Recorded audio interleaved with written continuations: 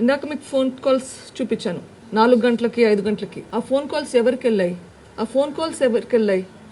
ఎందుకు Avinash Reddy phone surrender చేయకుండా ఉన్నాడు? ఫోన్ సరెండర్ చేస్తే ఇది తప్పు అని చెప్పడానికైనా ప్రూఫ్ ఉంటుంది కదా. అండ్ ద నెక్స్ట్ వన్, ఈ ఫోన్ కాల్స్ ఆ 2 స్లైడ్స్లో ఉన్న ఫోన్ కాల్స్ ఎవరికి వెళ్ళాయి? ఆ మధ్యలో ముందెళ్ళండి, ఇంకా ముందుకెళ్ళండి, పైకి వెళ్ళండి. You going back forward. So ఇవి అవినాష్ గంగిరెడ్డికి అని తెలుస్తుంది. మై అజంప్షన్ ఇస్ ఇవి హత్య చేయిస్తుండగా డ్యూరింగ్ ద ప్రాసెస్ జరిగిన కాల్స్ అని నేను అనుకుంటున్నాను. Live transmission. ఆ మధ్యలో మిగిలిన కాల్స్ ఎవరికి వెళ్ళాయి? 4 గంటలప్పుడు కాల్స్ ఎవరికి వెళ్ళాయి? 5 o'clock కాల్స్ ఎవరికి వెళ్ళాయి? హలో, ఈ కాల్స్ ఎవరికి వెళ్ళాయి అనే దానిపైన సిబిఐ అంటే నిర్ధారించలేకపోయిందా? ఎవరికి వెళ్ళాయి అనేది కనుక్కోలేకపోయిందా? ఐ థింక్ వాళ్ళు ఇంకా పని చేయాలి. ఇంకా ఈ కాల్స్ ఎవరికి వెళ్ళాయి, సాక్షిలో ఎందుకు వచ్చింది హార్ట్ అటాక్ అన్నది, అది చూస్తే నీకు లెటర్ ఎందుకండి? సీయింగ్ దట్ లైవ్, అది చూస్తే ఎవరికైనా అనిపిస్తుంది అది హార్ట్ అటాక్ అనిపిస్తుందా, బ్లడ్ వామిటింగ్ అనిపిస్తుందా? కానీ సాక్షిలో హార్ట్ అటాక్ అని వచ్చింది. ఎందుకు వచ్చింది హార్ట్ అటాక్ అని? ఎవరు చెప్పారు హార్ట్ అటాక్ అని? 10 గంటలప్పుడు విజయసాయిరెడ్డి గారు హార్ట్ అటాక్ అన్నారు. కనీసం విజయసాయిరెడ్డిని క్వశ్చన్ చేశారా? సాక్షి చైర్మన్ని క్వశ్చన్ చేశారా ఎందుకు వచ్చింది అని? 2019 నుంచి మీరు అనేక సార్లు ప్రెస్ మీట్ పెట్టారు మేడం. ఇక్కడ సునీల్, 2019 నుంచి మీరు అనేక సార్లు ప్రెస్ మీట్ పెట్టారు, అనేక సార్లు వివరణ ఇచ్చారు దీని మీద. కానీ ఇన్ని వీడియోస్, ఇంత మెటీరియల్ అప్పుడు ఎందుకు చూపించలేదు? ఇన్ని సంవత్సరాల తర్వాత, దట్టు కేసు కోర్టులో కొనసాగుతున్న నేపథ్యంలో ఇప్పుడు మీరు ఈ వీడియోస్ని చూపించడం గల ప్రధాన కారణం ఏంటి? అసలు మీకు ఈ వీడియోస్ ఎక్కడి నుంచి వచ్చాయి? సిబిఐ దగ్గర నుంచి తీసుకున్నారా? చార్జ్షీట్లో అయితే ఈ వీడియోస్ ఎక్కడా కూడా లేవు. మరి ఈ వీడియోస్ ఎక్కడుందా? మీరు సెల్ ఫోన్లో షూట్ చేయించారా? ఎట్లా వచ్చాయి మీకు ఈ వీడియోస్? చెప్పండి, దాని క్లారిటీ ఇవ్వండి ప్లీజ్. June 30th సిబిఐ వాళ్ళు ఛార్జ్షీట్ ఫైల్ చేశారు. దాంట్లో ఇంకా ఎక్స్ట్రా ఇన్ఫర్మేషన్ ఉంది, కావాలా అని అడిగారు అక్యూజ్డ్. ఆ ఇన్ఫర్మేషన్ అక్యూజ్తో పాటు నాకు కూడా షేర్ చేశారు. నవంబర్ 2023 2023 నవంబర్లో నాకు షేర్ చేశారు. 4 TB 2 TB హార్డ్ డిస్క్స్లో షేర్ చేశారు నవంబర్ నుంచి. మెజారిటీ ఇన్ఫర్మేషన్ దీంట్లో వచ్చిండేది దాంట్లో నుంచి. సో ఇంత ఇన్ఫర్మేషన్ అప్పట్లో నా దగ్గర కూడా లేదు, ఎక్సెప్ట్ సాక్షి వాళ్ళది రిపోర్టర్ నుంచి తెచ్చిన వీడియో అని చెప్పాను తప్ప ఇవన్నీ అంతకుముందు నాకే తెలియదు. ఓకే, నవంబర్ నుంచి కొన్ని వీడియోస్ పెట్టాను మీకు. నాకు అది చూసే ధైర్యం చాలట్లేదు. అప్పుడు కొంచెం చూసి ఆఫ్ చేసేస్తాను. ఇంకా నేను పూర్తిగా చూడలేదు. ఇంకా చూస్తే ఏమేమి వస్తాయో. ఆ ఫోటోలు కానీ ఆ వీడియోలు కానీ అన్నీ ఈ నవంబర్ ప్రొవైడ్ చేసిన డేటాలో. సో ఎస్, ఇంతకుముందు నాకు తెలియదండి మీరు అడిగిన దానికి సమాధానం. అసలు ఇది ఏందో తెలుసా మీకు? This is my WhatsApp activity and Erragangireddy's WhatsApp activity. Nothing but WhatsApp activity. March 14 రాత్రి ఎందుకండి? నేను ఆ రోజు రాత్రి ఫస్ట్ జరిగింది చెప్తాను. నేను ఆ రోజు రాత్రి 10:30కో 11కో పండుకున్నా. పొద్దున్నే 5కి లేచిన. 6 గంటలు బాగా నిద్రపోయినా 5కి లేచిన. స్పష్టంగా చెప్తా ఉన్నా, ఎటువంటి డౌట్ లేకుండా మీ అందరికీ బల్ల గుద్ది చెప్తా ఉన్నా. నేను 6 గంటలు ఆ రోజు రాత్రి పండుకున్నా. అండ్ 5 o'clock 4:45కో 5కో రఫ్గా లేచింటాం. ఈ వాట్సాప్ యాక్టివిటీ అంటే ఏంది అని క్వశ్చన్ మీది, అంతే కదన్నా? ఈ వాట్సాప్ యాక్టివిటీ అంటే ఏంటంటేనా, దిస్ ఈజ్ నాట్ సిడిఆర్. ఇది నా నుంచి గంగిరెడ్డికి ఫోన్ పోవడమో, గంగిరెడ్డి నుంచి నాకు ఫోన్ రావడమో కాదు. ఇది నా నుంచి గంగిరెడ్డికి మెసేజ్ పోవడమో, గంగిరెడ్డి నుంచి నాకు మెసేజ్ రావడమో కాదు. ఇది this is nothing but WhatsApp activity. నేను ఒక ప్రజాప్రతినిధిగా నా ఫోన్లో ఎన్నో గ్రూప్స్ ఉంటాయి. ఎన్నో పొలిటికల్, వైఎస్ఆర్సీపీ పులివెందల అని, వైఎస్ఆర్సీపీ మైదుకూరు అని, వైఎస్ఆర్సీపీ కడప అని రకరకాలైన గ్రూపులు ఉంటాయి నా ఫోన్లో.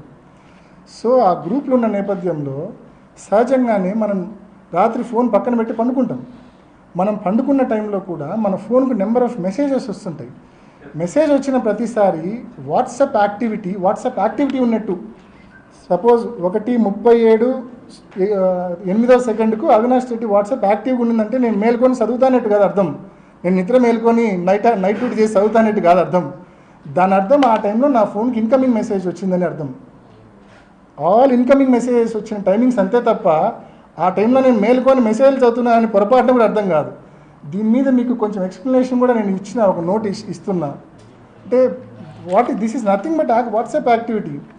దీన్ని కూడా మసిపూసి దీన్ని ఏదో incoming call out going call మాదిరి చిత్రీకరించే ప్రయత్నం జరిగింది. అంటే అవినాష్ రెడ్డి, ఎర్రగంగిరెడ్డి టైం స్టాంపులు మీరు తీసినారు కదా, వాట్సాప్ టైం స్టాంపులు. ఆ రోజు రాత్రి పులివెందుల్లో ఒక 50,000 మందికి మొబైల్ ఫోన్లు ఉన్నాయనుకుంటే, ఉదాహరణకు 50,000 మందికి మొబైల్ ఫోన్లు ఉన్నాయనుకుంటే పులివెందుల్లో కనీసము తక్కువలో తక్కువ ఒక 30,000 మందికి నైట్ టైం వాట్సాప్ యాక్టివిటీ ఇట్లా ఈ రకంగానే ఉండింటుంది. అంటే 30,000 మంది కుట్రదారులేనా? ఏంది అసలు లాజిక్ ఉండాలి కదా. అంత ప్రీమియర్ ఇన్స్టిట్యూటు ఇంత నీచమైన అలిగేషన్స్, ఇంత బేస్లెస్ సెన్స్లెస్ అలిగేషన్స్ చేయడము, దాన్ని పట్టుకొని మా పీపీటీ పెట్టి మసిపూసే కార్యక్రమం. ఏంది అలిగేషన్స్? కొంచెం అర్థం ఎవరితో అన్నా టెక్నికల్ ఎక్స్పర్ట్తో అన్నా మాట్లాడితే అర్థమవుతుంది. మనం పండుకున్నప్పుడు కూడా మనకు మెసేజ్లు వస్తే కన్నా బ్యాక్గ్రౌండ్లో వాట్సాప్ యాక్టివ్గా ఉన్నట్టు చూపిస్తుంది ఆ టైం స్టాంప్లో. దట్ ఇన్ ద సెన్స్ నేను మేల్కొని చదువుతానంటే కానే కాదు అది అర్థం. And to be very clear, ఎవరితో అయినా వెరిఫై చేసుకోమని చెప్పండి. ఆ రోజు రాత్రి ఒక 6 hours నా ఫోన్ ఐడియల్గా ఉండింటుంది, నేను పండుకున్నా కాబట్టి. అండ్ పొరపాటున కూడా అవుట్ గోయింగ్ మెసేజ్ పోయిండే ఛాన్సే లేదు. కారణం ఏంటంటే ఓన్లీ ఇన్కమింగ్ మెసేజెస్ను ఎవరు నిలవరించలేరు. ఫోన్ ఆన్లో ఉన్నప్పుడు ఇన్కమింగ్ మెసేజెస్ రాకుండా ఆపగలమన్నా వస్తాయి కదా సహజంగానే. బట్ దట్టు ఎర్రగంగిరెడ్డి నుంచి నాకు ఎటువంటి ఇన్కమింగ్ మెసేజ్ రాలేదు. మళ్ళీ అది కూడా క్లియర్గా చెప్తున్నా. నాకు ఆ రోజు రాత్రి ఒక 10 మెసేజ్లు వచ్చిండొచ్చు. వివిధ గ్రూప్స్లో ఉంటాం కాబట్టి పార్టీకి సంబంధించి రకరకాలైన మెసేజ్లు వచ్చిండొచ్చు. తప్పేముంది దాంట్లో? వాట్సాప్ యాక్టివిటీ ఉంటే తప్పు చేసినట్ట? ఏంది అసలు ఈ విమర్శలేంది, ఈ నిందలేంది? అసలు నేను చెప్పిన హియర్స్ ఎవిడెన్స్లో కానీ, నేను చెప్పిన ఆ గూగుల్ టేక్అవుట్లో కానీ, ఇందాక చెప్పిన ఈ వాట్సాప్ యాక్టివిటీలో కానీ ఏమన్నా బేస్ ఉందా ఒకసారి మీరు ఆలోచించండి. కొంచెమన్నా బేస్ ఉందా ఒకసారి మీరు ఆలోచించండి. 6:30కి పోయినాం, ఇందాక నేను చెప్పినట్టు 6:30కి పోయినాం. 7:10 వరకు వాళ్ళది సిబిఐ రికార్డు ప్రకారం కూడా 7:10 వరకు ఎర్రగంగిరెడ్డి, శంకరయ్య సిఐ వీళ్ళందరూ వచ్చే వరకు కూడా that scene of crime was intact. పోలీసులకు ఎవరు ఇన్ఫార్మ్ చేసింది? నేను. వాళ్ళు కాదు ఇన్ఫార్మ్ చేసింది. మర్డర్ అని తెలిసి, లెటర్ ఉందని తెలిసి, ఆయన డెత్ నోట్ ఉందని తెలిసి వాళ్ళు కాదు ఇన్ఫార్మ్ చేసింది. వాళ్ళ డ్యూటీ, వాళ్ళ రెస్పాన్సిబిలిటీ వాళ్ళు నిర్వర్తించలేదు. సునీతక్క, రాజశేఖర్ అండ్ శివప్రకాష్ వాళ్ళు ఇన్ఫార్మ్ చేయలేదు. 7:10కు గంగిరెడ్డి వచ్చిన తర్వాత ఈ తతంగం జరిగిందనేది సిబిఐ కేసులో కూడా ఉండేది. నా ప్రశ్న ఏంటంటే, అవినాష్ రెడ్డికి అటువంటి తప్పుడు ఉద్దేశాలు ఉంటే అవినాష్ రెడ్డి పోయింది 6:30కి. 7:10 వరకు ఏం చేస్తాడబ్బా అవినాష్ రెడ్డి అక్కడ? అంటే నేను పోయినప్పుడు it was very simple atmosphere. లోపల 5 మంది, లోపల బయట 4, 9 మంది. 7:10కి కొన్ని 100 మంది ఉన్నారు కదా. అసలు గంగిరెడ్డికి ఫోన్ చేసిందే శివప్రకాష్ రెడ్డి కదా. అసలు గంగిరెడ్డి రాకుంటే అది ఉండేదే కాదేమో, అసలు స్క్రీనింగే జరిగిండేది కాదేమో బహుశా. So simple.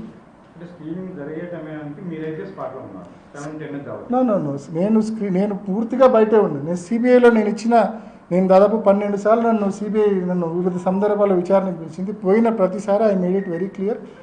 చివరిలో డెడ్ బాడీని బయటికి తెచ్చేటప్పుడు మాత్రం నేను లోపలికి వెళ్ళాను. నేను అక్కడ చెప్పింది ఇక్కడ మీకు చెప్తా ఉండేది అది. వాళ్ళు అడిగే ఉద్దేశం ఏంటంటే, ఒక సిట్టింగ్ ఎంపీగా ఉన్నారు మీరు అప్పటికి, మీకు అంతా తెలుసు. అక్కడ అది మర్డర్ అనే నిర్ధారణ కూడా మీరు అప్పటికే వచ్చారు. మరి దాన్ని ఆ సీన్ ఎట్లా ప్రొటెక్ట్ చేయాలి ఏంటి? అందులో మీరు చెప్తే కాదని వాళ్ళు ఎవరు లేరు. కాదని లోపలి చెప్తాను. Erra Gangi Reddy how close he is to వివేకం ప్రధాన అనేది నేను చెప్పాల్సిన పని. అంటే మేమందరికంటే కూడా Erra Gangi Reddy is quiet close to వివేకం ప్రధాన. రెండోది నేను చెప్పాలనుకుంది ఏంటంటే, ఈ హార్ట్ అటాక్ థియరీ గురించి మీరు ఇండైరెక్ట్గా నన్ను అడుగుతున్నారు. నేను చెప్పాలనుకుంది ఏంటంటే, అది మా స్టేట్మెంట్. హార్ట్ అటాక్ థియరీ మా దగ్గర నుంచి రాలేదండి పొరపాటున కూడా. ఇన్ఫ్యాక్ట్ సునీతక్క, సిబిఐ చాలా మందితో తప్పుడు సాక్ష్యాలు చెప్పడానికి ట్రై చేసినారు.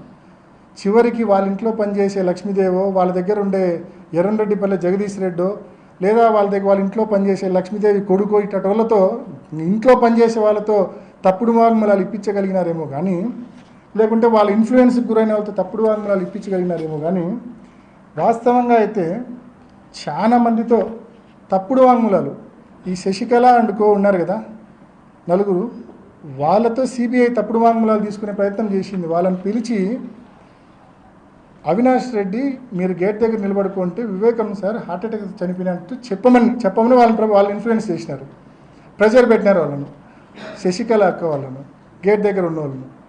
బట్ ఆయన మాకు అట్లా చెప్పలే, మేము చెప్పము అని. ఇంకొక వ్యక్తి గేట్ దగ్గర హిమకుంట్ల వాసి, నేను సిబిఐలో పేరు కూడా చెప్పిన, ఆ వ్యక్తి గేట్ దగ్గర కొంచెం గట్టిగా మాట్లాడి లోపల పోతాడు. నేను ఆ వ్యక్తి పేరు కూడా సిబిఐలో చెప్పిన. ఆ వ్యక్తి ఇంటికి సునీతక్క రాజశేఖర్ 2 సార్లు పోయినారు. అన్న నువ్వు మా నాన్నకు బాగా, హిమకుంట్ల గ్రామవాసి, అన్న నువ్వు మా నాన్నకు మంచి శిష్యుడివి, నువ్వు మా నాన్న ఈ రకంగా చనిపోయినాడు, నువ్వు సిబిఐ దగ్గర వాంగ్మూలం ఇవ్వాలన్నా అన్నారు. లేదమ్మా నేను ఉన్నట్టు చెప్పమంటే ఎక్కడైనా చెప్తామ్మా, మేము చెప్పినట్టు చెప్పాలా ఆయన మీద ప్రభావితం. ఏంది అంటే అవినాష్ నీకు గుండెపోటు అని చెప్పినాడని చెప్పాలన్నా నువ్వు అని. ఎందుకు ఇంత తాపత్రయం అవినాష్ మీద ఈ కేసు గుండెపోటుని తోయడానికి? మీకు కావచ్చు, చంద్రబాబు నాయుడు గారికి కావచ్చు, ఏమంత తాపత్రయము? నేను అడుగుతున్నా ఒకటి సింపుల్గా, ఇది ఇందాక మన ఢిల్లీలో కాన్స్టిట్యూషన్ క్లబ్లో మా అక్క ప్రెస్ మీట్ పెట్టి చెప్పింది. ఏదైనా ఒక కేసు అంట అది వాస్తవమే తను చెప్పింది. ఆ ఇన్సిడెంట్ జరిగిన 1-2 వారాల లోపల ఛేదిస్తేనే ఛేదించినట్టు, ఆలస్యం అయ్యే కొద్దీ ఛేదించడం కష్టము అని చెప్పింది. కరెక్టా? మీరు కూడా విన్నారు కదన్నా. మరి అదే మా సుంతక్క, అదే నర్రెడ్డి రాజశేఖర రెడ్డి గారు చనిపోయిన రోజు మార్చి 15, 2019 సిట్కి స్టేట్మెంట్లు ఇచ్చారు. ఏమని ఇచ్చారు తెలుసా? మాకు కృష్ణారెడ్డి ఫోన్ చేసినప్పుడు మా నాన్నకు గాయాలున్నాయి, బాత్రూంలో పడి ఉన్నాడు అంటే మా నాన్నకు గతంలో కూడా హార్ట్ ప్రాబ్లం ఉన్నందున బహుశా హార్ట్ అటాక్ వచ్చి అందువలన కింద పడి తలకు ఏదైనా తగిలి గాయాలై ఉంటాయేమో అని ఊహించి కృష్ణారెడ్డిని ఆ విధంగా పోలీసులకు ఫిర్యాదు చేయమని చెప్పినాము. ఎవరండి? అవినాష్ రెడ్డి గారు చెప్పింది. నర్రెడ్డి సునీత గారు, నర్రెడ్డి రాజశేఖర రెడ్డి గారు వాళ్ళు సిట్కి ఇచ్చిన వాంగ్మూలం ఇది. ఇప్పుడు ఆపరేషన్ లేకుండానే మోకాళ్లకు ప్లాస్మా ట్రీట్మెంట్. మీ ఆర్థోపెడిక్ సమస్యలన్నిటికీ రోబోటిక్ టెక్నాలజీ ద్వారా తక్కువ ఖర్చుతో శాశ్వత పరిష్కారం. Free consultation. ప్రతి ట్రీట్మెంట్ పై 20% డిస్కౌంట్. ఈ ఆఫర్ కొద్ది రోజులు మాత్రమే. త్వరపడండి. V9 hospitals 9281465842.